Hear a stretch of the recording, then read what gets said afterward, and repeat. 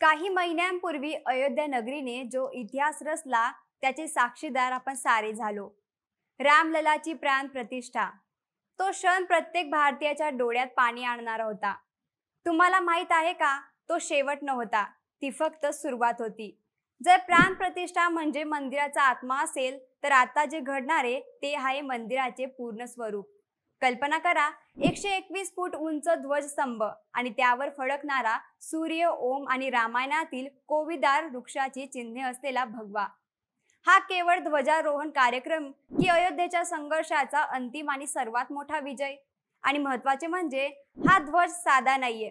60 kilometre प्रति तास वाऱ्याचा वेगही त्याला फाडू शकणार नाही, कारण यात वापरले आहे एक खास तंत्रज्ञान.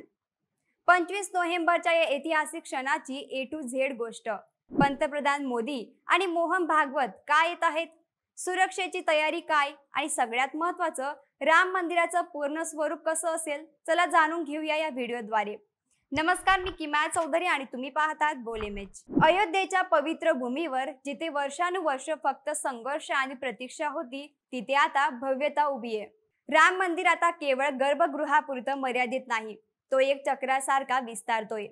आणि याच पूर्णत्वाचा साक्षीदार म्हणून 25 नोव्हेंबर 2025 ही तारीख आता इतिहासात कोरली जाणार आहे.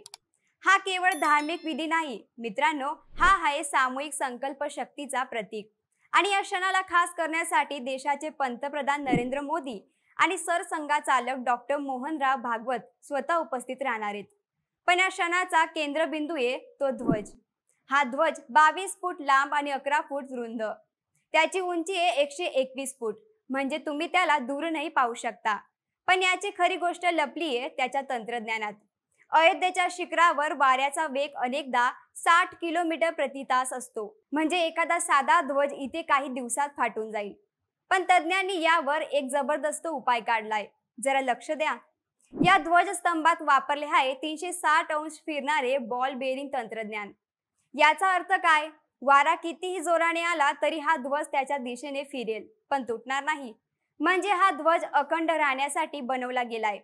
यावर जे चिन्ह आहे सूर्य, ओम आणि कोविदार वृक्ष, ही नुसती डिझाईन नाही, रामायणात ज्या ध्वजाचे वर्णन केले आहे अगदी त्याच पद्धतीने तज्ज्ञांच्या सल्ल्यानुसार हे डिझाईन तयार केले आहेत. हा केवळ ध्वज नाही, हा रामाच्या विजयाचा विजय ध्वज आहे. या कार्यक्रमाची भव्यता प्राण प्रतिष्ठेपेक्षा कमी नाही. 21 नोव्हेंबर पासून 4 दिवसांचा महोत्सव सुरू होईल आणि 25 नोव्हेंबर रोजी तो शिखरावर पोहोचेल. आधी 8000 पाहुणे, आता 10,000 पाहुण्यांना निमंत्रण देण्यात आलंय. ट्रस्टने समाजातील प्रत्येक घटक, प्रत्येक जाती आणि वर्गातील प्रमुख व्यक्तींना आमंत्रित केले आहे. हा केवळ मंदिराचा कार्यक्रम नाही, हा सबका साथ सबका विकासचा एक अद्भुत धार्मिक दाखला आहे. मंदिराचे पूर्ण स्वरूप मुख्य मंदिराभोवती एक संरक्षण परकोटा बांधला जातोय, जो 1-2 दिवसात पूर्ण होईल. आणि या परकोट्याच्या आत उभी राहणार आहेत 6 अन्य मंदिरे. हे म्हणजे केवळ राम मंदिर नव्हे, तर हे आहे राम परिवार.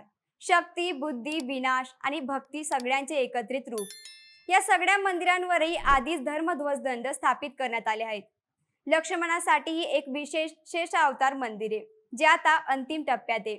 सुरक्षा यंत्रणांनी यावेळी नो कॉम्प्रोमाइज पॉलिसी ठेवली आहे.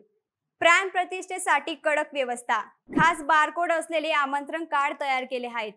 तुम्ही दुसऱ्याचं कार्ड घेऊन आत जाऊ शकत नाही. प्रत्येक व्यक्तीची ओळख पटल्यानंतरच प्रवेश मिळेल. यंत्रणा वारंवार टेस्टिंग करत आहेत, कारण हा एक दिवस, एक कार्यक्रम नव्हे, हा करोड भारतीयांच्या श्रद्धेचा विषय आहे. येत्या काही दिवसात या ध्वजाची आणि 360 अंशावर फिरणाऱ्या यंत्रणेची अंतिम चाचणी होणार आहे. जर कोणतीही कमतरता आढळली तर ती लगेच दुरुस्त केली जाईल, कारण परिपूर्णता हेच राम मंदिराच्या कामाचे सूत्र आहे. आम्हाला सांगा, राम मंदिराचे पूर्ण स्वरूप पाहून तुमच्या मनात काय भावना आहेत? तुमच्या शहरात, तुमच्या भागात या ऐतिहासिक क्षणाची तयारी कशी आहे, आम्हाला कमेंटमध्ये नक्की सांगा.